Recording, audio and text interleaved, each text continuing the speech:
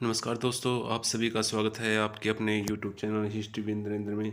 दोस्तों, आज की इस वीडियो में हम एचपीएससी कैंडिडेट्स के लिए संपूर्ण महाजनपद काल के महत्वपूर्ण तथ्यों को लेकर आए हैं। तो अगर आप चैनल पर नए हैं तो चैनल को सब्सक्राइब जरूर कर लें, धन्यवाद। आइए करते हैं वीडियो शुरू। पहला तथ्य यहाँ पर दिया गया है, 6ठी शताब्दी ईस्वी पूर्व में द्वितीय नगरीकरण प्रारंभ होता है। इससे पहले जो पहला नगरीकरण होता है वो हड़प्पा सभ्यता के काल में होता है। नेक्स्ट है इसमें, इस समय पूर्व से चली आ रही कबायली संरचना टूट गई तथा उसका स्थान वर्ण भेद पर आधारित समाज ने ले लिया। अब वर्ण व्यवस्था का आधार जन्म हो गया और एक जटिल सामाजिक व्यवस्था की स्थापना हुई। इन सभी परिवर्तनों ने मिलकर एक राज्य निर्माण की प्रक्रिया को पूरा किया। एक कर प्रणाली की स्थापना भी इसी काल से मानी जाती है। स्थायी सेना एवं रथ संबंध से पृथक नौकरशाही का विकास हुआ। लोहे की अधिकाधिक उपलब्धता के कारण युद्ध उपकरणों का व्यापक निर्माण होने लगा तथा छोटे छोटे जनपदों ने अपना क्षेत्रीय विस्तार बढ़ाने के लिए युद्ध किए और विजय प्राप्त करते हुए बड़े महाजनपदों का रूप ले लिया। इस काल में राजत्व की स्पष्ट अवधारणा विकसित होती है। नेक्स्ट टॉपिक है महाजनपद कालीन अर्थव्यवस्था। इस काल में द्वितीय नगरीकरण आरंभ हुआ तथा जिसका आधार मध्य दोआब क्षेत्र में कृषि अधिशेष ने तैयार किया था। तो कृषि अधिशेष के कारण भी द्वितीय नगरीकरण हुआ, उसमें सहायक हुआ। इस काल में उत्तरी काले आने चाहिए था यहाँ पर, उत्तरी काले पालिशदार संस्कृति के तहत लोहे के उपकरण, पकाई गई ईंटें, सिक्के, घरेदार कुएं आदि मिलते हैं। तो इस काल के जो मृद भांड मिले हैं वो उत्तरी काली पालिशदार संस्कृति के पाए गए हैं। नेक्स्ट है, इस काल में कृषि कार्य में लोहे के उपयोग के स्पष्ट प्रमाण मिलते हैं। गांव की अर्थव्यवस्था का आधार कृषि तथा शिल्प था। खेतों में सिंचाई की व्यवस्था थी तथा उत्पादन बढ़ाने के लिए खाद का प्रयोग भी किया जाता था। मुख्यतः धान, जौ, दलहन, कपास, ज्वार, गन्ने आदि की खेती की जाती थी। नेक्स्ट पॉइंट दिया गया है, नेक्स्ट है, कृषि के साथ साथ पशुपालन भी किया जाता था तथा कृषि के संबंध अनेक व्यवसाय जैसे कृषि से संबंधित अनेक व्यवसाय जैसे कि रस्सी, टोकरी बनाने, चटाई बनाने, कृषि में प्रयुक्त होने वाले उपकरणों का भी विकास हुआ। इस विकसित प्रणाली में द्वितीय नगरीकरण का आधार तैयार कर दिया था इन स्थितियों ने, इन विकसित प्रणालियों के द्वारा। नेक्स्ट इसमें जो इम्पोर्टेंट फैक्ट्स बनते हैं ये आपके लिए इम्पोर्टेंट है। पहला जो फैक्ट्स है वो दिया गया है, महाजनपदों का जिक्र मिलता है 6ठी शताब्दी ईस्वी पूर्व में। 16 महाजनपदों के बारे में जानकारी मिलती है। बौद्ध ग्रंथ अंगुत्तर निकाय और जैन ग्रंथ भगवती सूत्र महावस्तु से मिलती है, अष्टाध्यायी से मिलती है और दूसरे बहुत सारे ग्रंथ हैं, परंतु सबसे प्रमाणिक इसमें अंगुत्तर निकाय है। जन वस भसूत में कितने महाजनपदों का उल्लेख मिलता है? तो उसमें 12 महाजनपदों का उल्लेख मिलता है, जैसे कि पाणिनि की अष्टाध्यायी में 9 महाजनपदों का उल्लेख किया गया है। किस ग्रंथ में षोडश महाजनपदों की सूची में या 16 महाजनपदों की सूची में कलिंग को जोड़ दिया गया तथा गंधार के स्थान पर यौन का उल्लेख मिलता है? तो थे चूर्णनिदेश ग्रंथ में। किस ग्रंथ में गंधार तथा कंबोज के स्थान पर शिवी तथा दर्शान के नाम मिलते हैं? तो था महावस्तु। 16 महाजनपदों से संबंधित विभिन्न ग्रंथों की सूची में किस ग्रंथ को प्रमाणिक माना गया है? तो राइट आंसर है ऑप्शन यहाँ पर ये अंगुत्तर निकाय। इंपॉर्टेंट फैक्ट्स है, ये आपको याद रखना है। किस विद्वान ने 1000 ईस्वी पूर्व से 500 ईस्वी पूर्व तक के काल को जनपद युग की संज्ञा दी? तो वो थे वी.एस. अग्रवाल। नेक्स्ट है, किस इतिहासकार ने भगवती सूत्र में गिनाए गए महाजनपदों को अंगुत्तर निकाय में दिए 16 महाजनपदों के बाद बताया? तो वो थे हेमचंद्र रायचौधरी। अंगुत्तर निकाय की सूची में कितने प्रकार के राज्यों का वर्णन है और वह कौन से हैं? तो उसमें 2 प्रकार के राज्यों का जिक्र है। 14 राजतंत्र थे और जिनमें से 2 गणतंत्र थे, मल और वज्जी। नेक्स्ट है, 16 महाजनपदों में राजतंत्र और गणतंत्रों की संख्या कितनी थी? तो भी मैंने बताया 14 राजतंत्र थे और 2 गणतंत्र थे। बौद्ध ग्रंथ अंगुत्तर निकाय में 16 महाजनपदों के नाम मिलते हैं। जैन ग्रंथ भगवती सूत्र में भी 16 महाजनपदों की सूची मिलती है। दोनों सूचियों में अंग, मगध, काशी, कौशल, वश और वज्जी जो 6 यहाँ पर महाजनपद दिए गए हैं वो समान हैं। नेक्स्ट जो फैक्ट है वो है, तो इनमें से 4 महाजनपद अधिक शक्तिशाली थे। इनमें से राजतंत्रात्मक शासन प्रणाली थी इन सभी में चारों में, मगध, कौशल, वत्स और अवंती। नेक्स्ट है 16 महाजनपदों में मगध सबसे अधिक शक्तिशाली था। असमक जनपद दक्षिण भारत में गोदावरी नदी के तट पर स्थित था। यह दक्षिण भारत में एकमात्र महाजनपद था। नेक्स्ट है वज्जी व मल को छोड़कर सभी में राजतंत्रात्मक शासन प्रणाली थी। वज्जी और मल गणराज्य थे। और 10 महाजनपद गंगा घाटी में मिलते हैं। नेक्स्ट है अंग तथा मगध का सर्वप्रथम उल्लेख अर्थवेद में मिलता है। अर्थवेद में यहाँ के निवासियों को व्रात्य कहा गया है। नेक्स्ट है बुद्ध के समय 10 गणराज्य थे, 8 वज्जी संघ में और 2 मल के अधीन आते थे। प्रसन्नजीत ने अपनी पुत्री वजीरा का विवाह अजातशत्रु के साथ किया था, वह काशी दहेज में दिया। नेक्स्ट है अवंती का मगध साम्राज्य में विलय शिशुनाग ने किया था। नेक्स्ट यहाँ पर दिया गया है महाजनपद काल में काशी अपने सूती और रेशम वस्त्रों के लिए प्रसिद्ध था। नेक्स्ट जो टॉपिक है वो है हमारा महाजनपद से संबंधित कुछ महत्वपूर्ण प्रश्न। तो पहला प्रश्न है अभिलेखिक साक्ष्य से प्रकट होता है, यह जानकारी मिलती है कि नंद राजा के आदेश से एक नहर खोदी गई थी। कहाँ पर? तो वो कलिंग में खोदी गई थी। नेक्स्ट है किसने कहा कि सिकंदर मेरा सिर काट सकता है लेकिन मेरी आत्मा का नाश नहीं कर सकता? तो ये ऋषि मुंडन ने कहा था। नेक्स्ट है पहला वंश कौन सा था जिसने बड़े पैमाने पर आहत सिक्के जारी किए? तो वो था नंद वंश। नंद वंश अक्षत्रिय मतलब वो एक शूद्र वंश था। नेक्स्ट है भारत पर आक्रमण करने वाले ईरानी शासकों में प्रथम आक्रमणकारी कौन था? तो साइरस द्वितीय थे। नेक्स्ट है कौन सा नंद राजा प्रारंभ में डाकुओं के गिरोह का राजा था? तो थे महापद्मनंद। कुसुमपुर की स्थापना किसने की? तो उदयन ने की थी। उदयन ने पाटलिपुत्र को बसाया था और महात्मा बुद्ध ने पाटलिपुत्र का उद्घाटन किया था, आपको याद रखना है। नेक्स्ट है पाटलिपुत्र किन दो नदियों के संगम पर स्थित है? तो गंगा और सोन यहाँ पर आना था, गंगा, गंडक और सोन।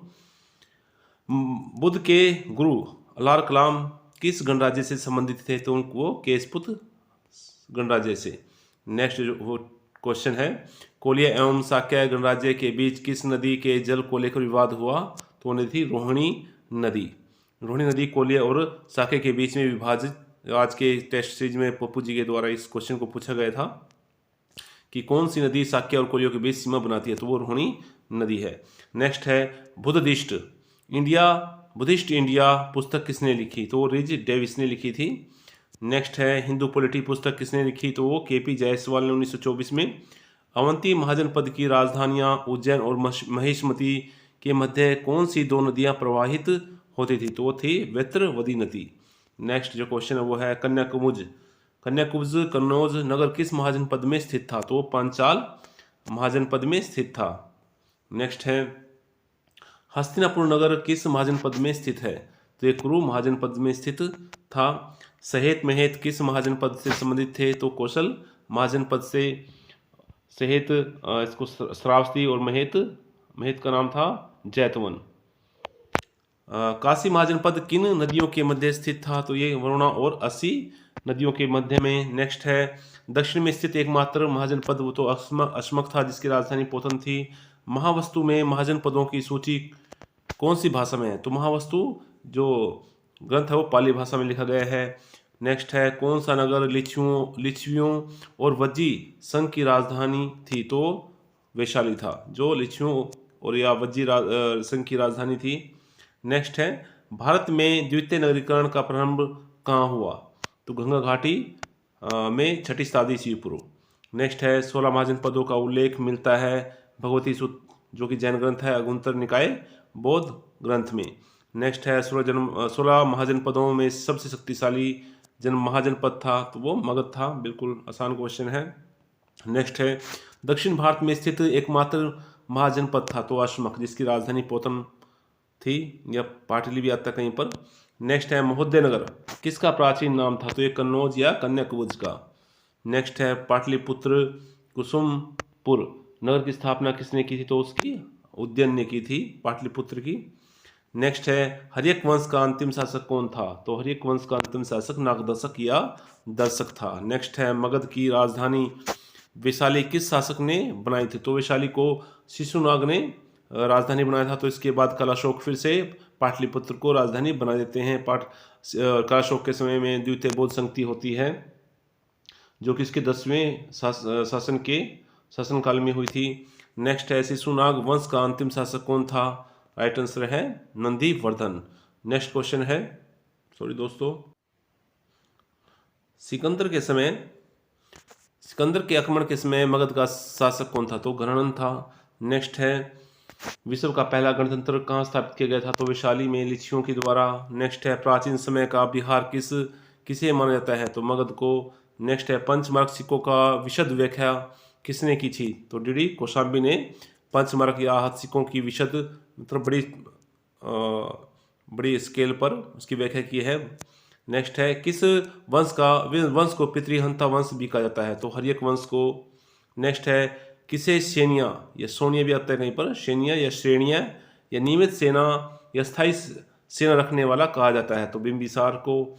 नेक्स्ट है उत्तर भारत का प्रथम ऐतिहासिक सम्राट कौन था? राइट आंसर हो जाएगा घनानंद। नेक्स्ट क्वेश्चन है किसे उग्रसेन अर्थात भयानक सेना का स्वामी कहा जाता है? तो महापद्मानंद। नेक्स्ट है उदयन ने पाटलिपुत्र की स्थापना किस नदी पर की थी? गंगा और सोन नदियों के संगम पर। यूनानी लेखकों ने घनानंद को क्या कहा? तो उन्होंने उसको अग्रमीज या जेंटरमीज कहा था। नेक्स्ट है कलाशोक का पुराणों में क्या नाम मिलता है? तो काकवर्ण मिलता है। नेक्स्ट क्वेश्चन है 16 महाजनपदों की जानकारी हमें कहाँ से मिलती है? उत्तर निकाय बौद्ध ग्रंथ से। नेक्स्ट है जैन परंपरा में अजातशत्रु को किस नाम से जाना जाता है? तो उनको कुणिक के नाम से जाना जाता है। नेक्स्ट है उड़ीसा के मावर वंश को और किस नाम से जाना जाता है? तो मातृहंता वंश के नाम से। नेक्स्ट है किस पुस्तक में यह जानकारी मिलती है कि बिंबिसार की 500 रानियां थी? तो महावग। और महावग से ही पता चलता है कि उसके राज्य में 80,000 गांव थे। नेक्स्ट है बिंबिसार का राज्य वेद कौन था? तो राज्य वेद जीवक था। नेक्स्ट है जीवक का जन्म कहाँ पर हुआ था? तो राजगृह में हुआ था और उसकी शिक्षा तक्षशिला में हुई थी। नेक्स्ट है माँ पद्मानंद ने उड़ीसा पर आक्रमण करके किसकी मूर्ति को वहाँ से उठाया था? तो महावीर स्वामी की। नेक्स्ट है यहाँ पर गलती है, आदि जैन की है, जो आदिनाथ थे उनकी मूर्ति को उठाया था। नेक्स्ट क्वेश्चन है श्रेणी संगठन के बीच सामंजस्य स्थापित करने के लिए किसकी नियुक्ति की जाती थी? तो भंडारिका नामक अधिकारी की। नेक्स्ट क्वेश्चन है राजगृह या गिरिब्रज कितनी पहाड़ियों से घिरा था? तो 5 पहाड़ियों से। नेक्स्ट है अंक की राजधानी चंपा का प्राचीन नाम क्या था? तो मालिनी। नेक्स्ट क्वेश्चन है बुद्ध काल में वत्स महाजनपद पर किस वंश का शासन था? तो पौराव वंश का। और उदयन उसके जो थे वो एक शासक थे। नेक्स्ट है कुटिल्य ने किस महाजनपद को वर्तशास्त्रोपजीवी कहा? तो कंबोज को कहा था।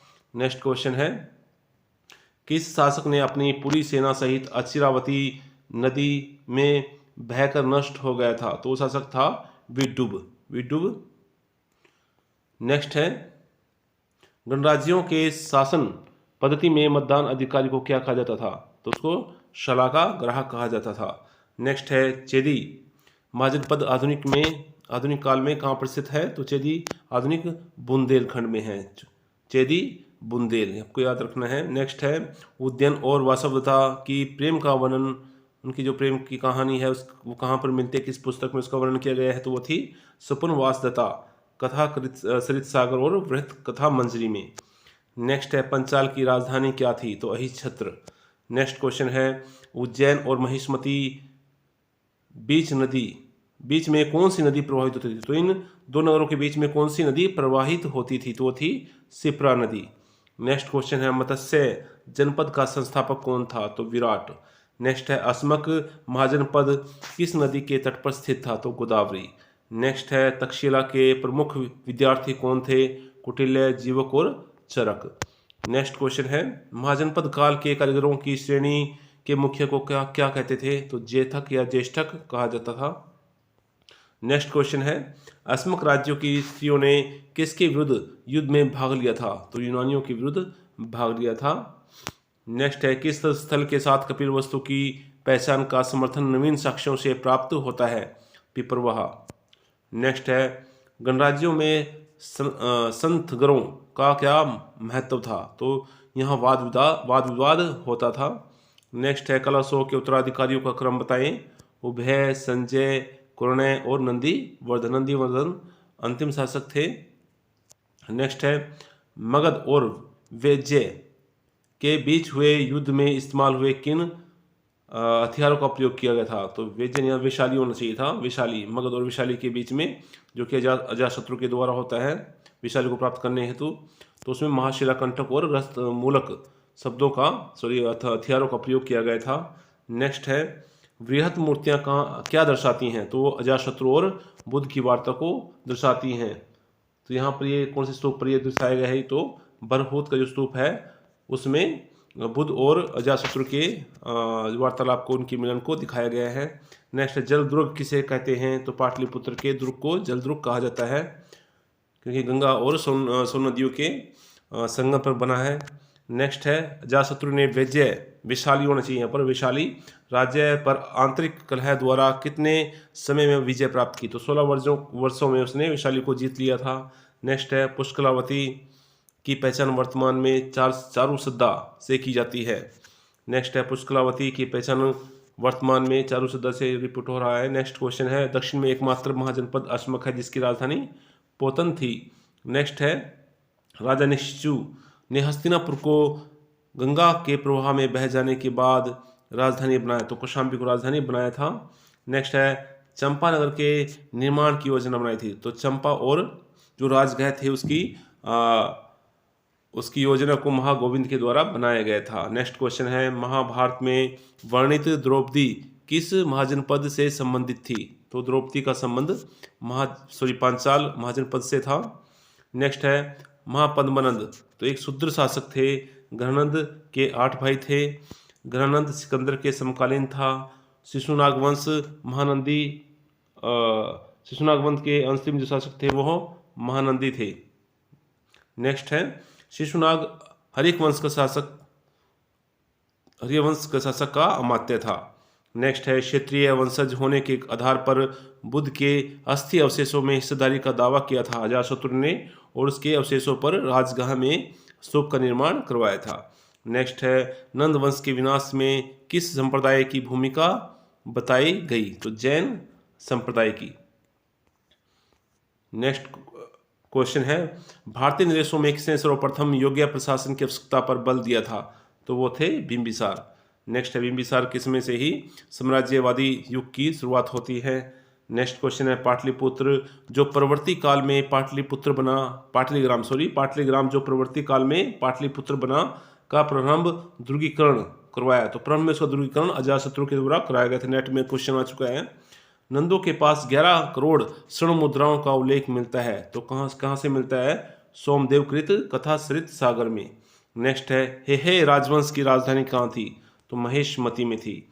सर्वशत्रांतक किसे कहा गया है? सर्वशत्रांतक तो महापद्मनंद को कहा गया है। महापद्मनंद की जो अन्य उपाधियां थी वो थी उग्रसेन और कली का अंश और एक छत्र और एक राठी उपाधि उसने धारण की थी। नेक्स्ट है, किस शासक को बौद्ध एवं जैन दोनों ही उसे अपने अपने मत का अनुयायी मानते हैं? तो अजातशत्रु बिंबिसार जो थे उसको दोनों धर्म के लोग अपने अपने मत का अनुयायी मानते थे। नेक्स्ट है, बुद्धघोष के अनुसार बिंबिसार के साम्राज्य में कितने गांव थे? तो 80,000 गांव थे। उसका साम्राज्य 300 योजन तक फैला हुआ था, जबकि अजातशत्रु का जो साम्राज्य है वो 500 योजन तक फैला हुआ था। अगर हम वर्ग मील में बात करें तो उसका 900 हो जाएगा, उसमें 25 हो जाएगा 2500।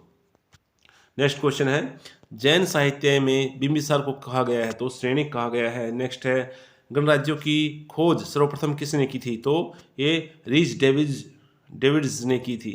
नेक्स्ट है, साक्य गणराज्य का विनाश किसने किया? कौशल नरेश विदुर ने किया था। नेक्स्ट है, साक्य और कोलिया गणराज्यों के बीच कौन सी नदी बहती थी? तो रोहिणी नदी बहती थी। हमने क्वेश्चन पढ़ा था कि रोहिणी नदी इन दोनों के बीच की सीमा भी निर्धारित करती थी। नेक्स्ट है, जिसके लिए वो उनके बीच में झगड़े होते रहते थे। नेक्स्ट है ईसा पूर्व 1000 ईस्वी से 500 ईस्वी तक के काल को जनपद युग की संज्ञा किसने प्रदान की? तो थे V.S. अग्रवाल। नेक्स्ट है अंगुत्तर निकाय में वर्णित महाजनपद बुद्ध के क्या थे? वो बुद्ध से पहले बन चुके थे। जो महाजनपद हैं उनका निर्माण बुद्ध के जन्म से पहले हो चुका था। नेक्स्ट है काशी को कौशल महाजनपद में किस शासक ने मिलाया था? तो काशी को कंस ने सबसे पहले जीता था, उसके बाद बिंबिसार को भी ये दहेज में प्राप्त हुआ, उसके बाद अजातशत्रु ने इसको मगध में मिलाया था। नेक्स्ट क्वेश्चन है पौराणिक नगरी अयोध्या किस महाजनपद का भाग थी? तो कौशल भाग थी। नेक्स्ट है चंपा नदी किन दो महाजनपदों को पृथक करती थी? तो अंग और मगध को। नेक्स्ट है वज्जी गंडक नदी के पूर्व जबकि मल गंडक नदी के किस तरफ था? तो वो गंडक नदी के पश्चिम में था मल, और वज्जी गंडक नदी के पूर्व में था। तो दोस्तों आज की वीडियो में इतने क्वेश्चन। अगर आप चैनल पर नए हैं तो चैनल को सब्सक्राइब करें और अपने दोस्तों के साथ भी शेयर करें। धन्यवाद।